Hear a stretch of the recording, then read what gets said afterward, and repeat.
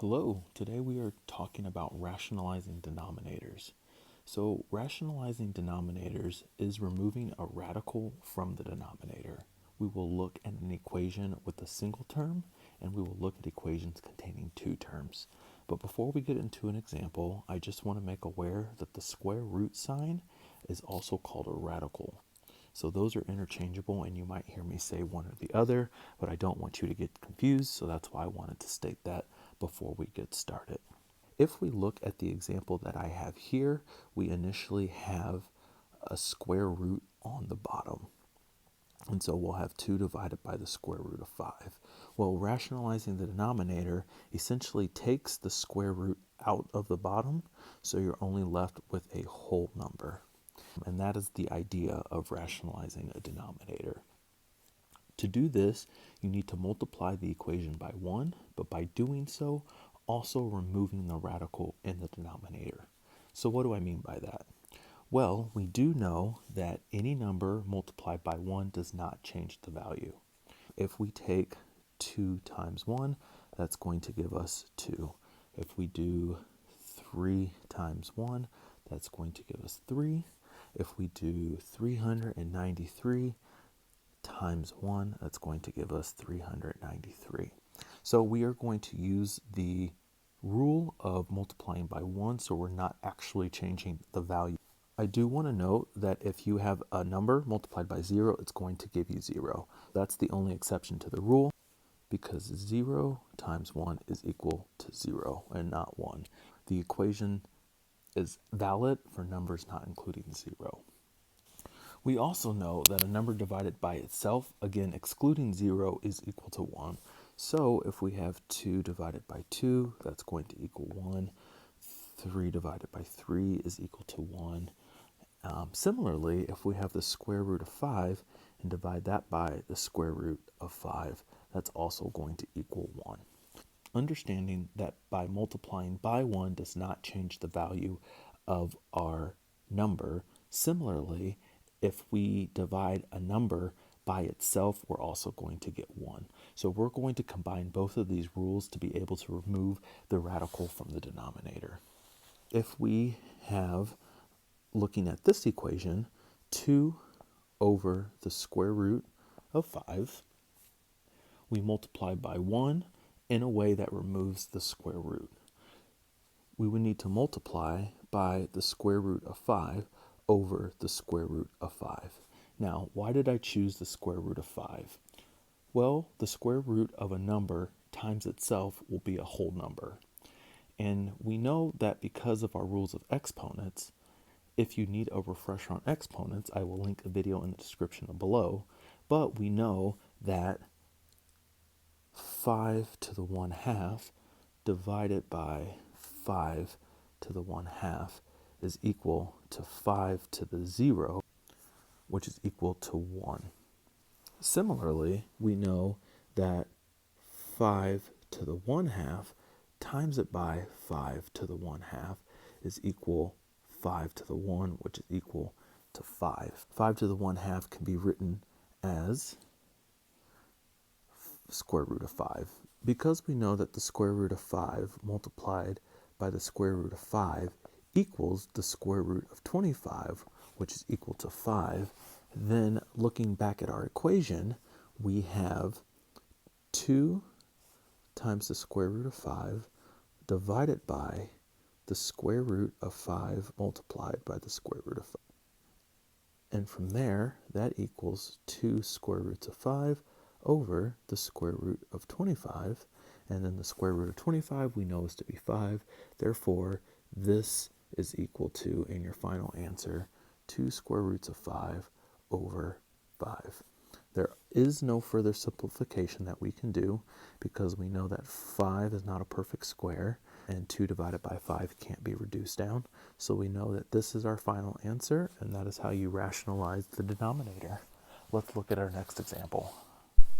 Okay, looking at our next example, we have 8 multiplied by the square root of 2 divided by the square root of 80, and we are trying to rationalize the denominator. I like to simplify as far down as possible before continuing with the problem. So with the square root of 80, we know that can be broken down by its factors. So we have 80, and then that's 40 and 2.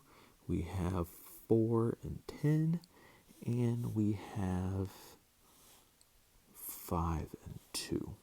If we break this down, 8 square root of 2 divided by the square root of 4, the square root of 2, the square root of 2, the square root of 5. We know that 4 times 2 is 8. 8 times 2 is 16. 16 times 5 is 80, so we know that that's correct. We can actually see that we can cancel out one of these two from the numerator and the denominator because, as we talked about before, a number divided by itself is 1. So that leaves us with 8 over the square root of 4, square root of 2, square root of 5. Now we also know that 4 is a perfect square, and the square root of 4 is 2. So that leaves us 8 over 2 square roots of 2 square roots of 5. We see that we can simplify by doing 8 divided by 2, which then gives us 4 divided by the square root of 2, the square root of 5. Now, those cannot be simplified any further. Then what we're going to do is we are going to multiply by 1 in a way that removes the square root from the denominator. If we combine these again, we're going to get 4 over the square root of 10. We want to remove the square root from the bottom. We need to multiply by 1, and by doing so, we would do the square root of 10 divided by the square root of 10.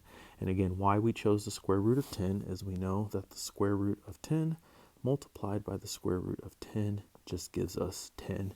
If we wanted to write it in terms of exponents, it would be 10 to the 1/2 multiplied by 10 to the 1/2. And we know that our rules of exponents state that we add them together, which equals 10 to the 1, which then ultimately equals 10. We have 4 square roots of 10 divided by 10. And then what we see is the 4 and the 10 can reduce. If we divide by 2, we're going to get 2 square roots of 10 divided by 5. And this is our final answer.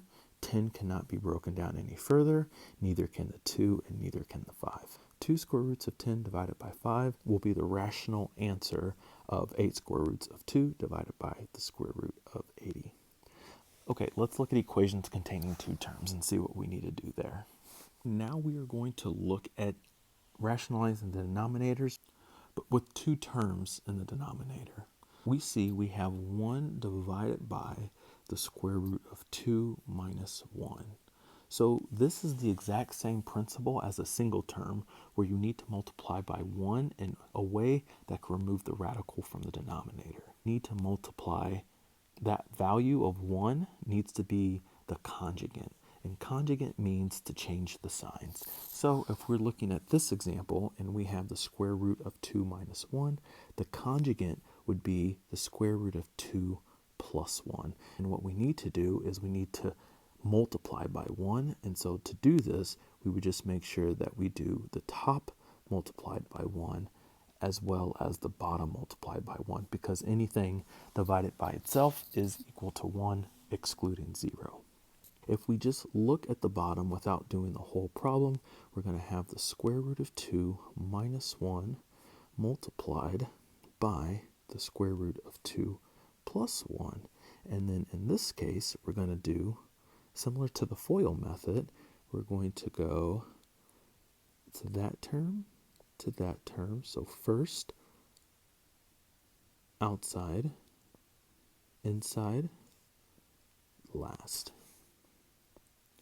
We're going to get the square root of 2 multiplied by the square root of 2, which is going to give us 2. The square root of 2 times 1, which is plus the square root of 2.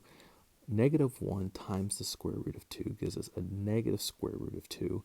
And then a negative 1 times a 1 is a minus 1.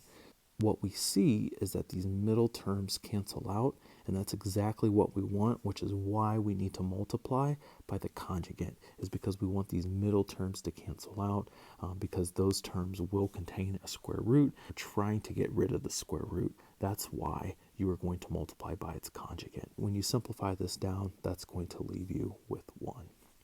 If we go back to our example, we're going to do 1 over the square root of 2 minus 1, and we're going to multiply by the conjugate, which is going to be the square root of 2 plus 1, and we have that in the numerator as well. If we multiply the numerator, we're going to get 1 times the square root of 2, which is equal to the square root of 2, and then 1 times 1 is going to give us 1. Now we do the denominator, which is what we just did. The square root of 2 multiplied by the square root of 2, which gives us 2. Square root of 2 multiplied by 1 gives us a positive square root of 2. Negative 1 multiplied by the negative 1 multiplied by the square root of 2, negative square root of 2, negative 1 times 1, negative 1. These terms cancel each other out because it's a positive and a negative, and so this is going to leave us with the square root of 2 plus 1 over 1, and then that can be simplified as the square root of 2 plus 1. And that's your answer. All right, let's look at another example. Okay, looking at our last problem, we have 3 multiplied by the square root of 40 divided by the square root of 12 plus 3. And what I always say is simplify first before going through the problem. And so we see that 4 can be simplified down into the square root of 4 multiplied by the square root of 10, with 4 being a perfect square. And from there, we also see that the square root of 12 can be broken down into the square root of 4, which is a perfect square, multiplied by the square root of 3, and then plus 3. So we haven't changed anything yet. We're just trying to simplify. So with that, the square root of 4 is 2, and then 3 times 2 is going to be equal to 6 square roots of 10, because, again, the square root of 4 is 2, and then 3 times 2, because this is multiplied by each other right here. 3 times 2 is 6, so that's how we get the 6 here. And then what's remaining is the square root of 10. And then on the denominator, we're going to see the square root of 4, again, is 2, multiplied by the square root of 3, and then we have our 3.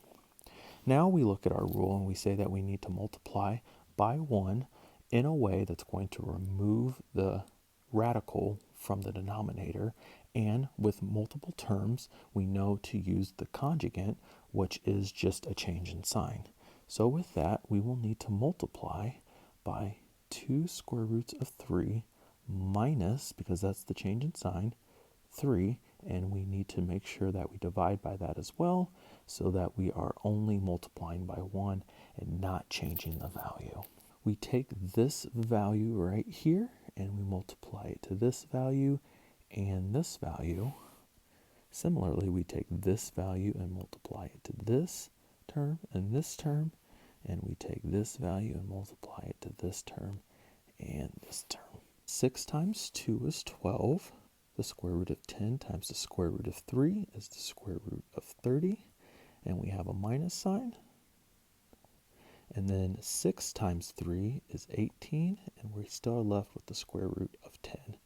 Now at the bottom, what we have is the square root of 2 times the square root of 3, and that multiplied by 2 square roots of 3, which is going to give us 4 times the square root of 9, which we know is 3. And then we're going to get the middle terms, but we also know that from the last problem they're going to cancel out, but I'm going to write it just so you guys can see it. However, if you're working the problem, and when you get comfortable, you'll be able to skip the inside terms because you know that they're going to cancel out. But again, I'm going to continue with it just so you guys can see what we're going to do. but you take 2 square roots of 3 and multiply it by a negative 3.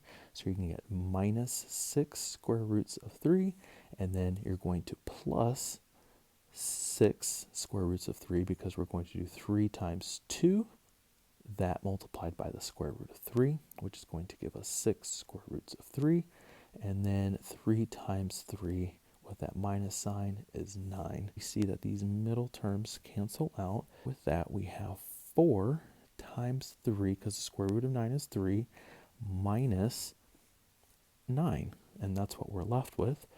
4 times 3 is 12, minus 9, and then 12 minus 9 is 3. We know that that is our denominator.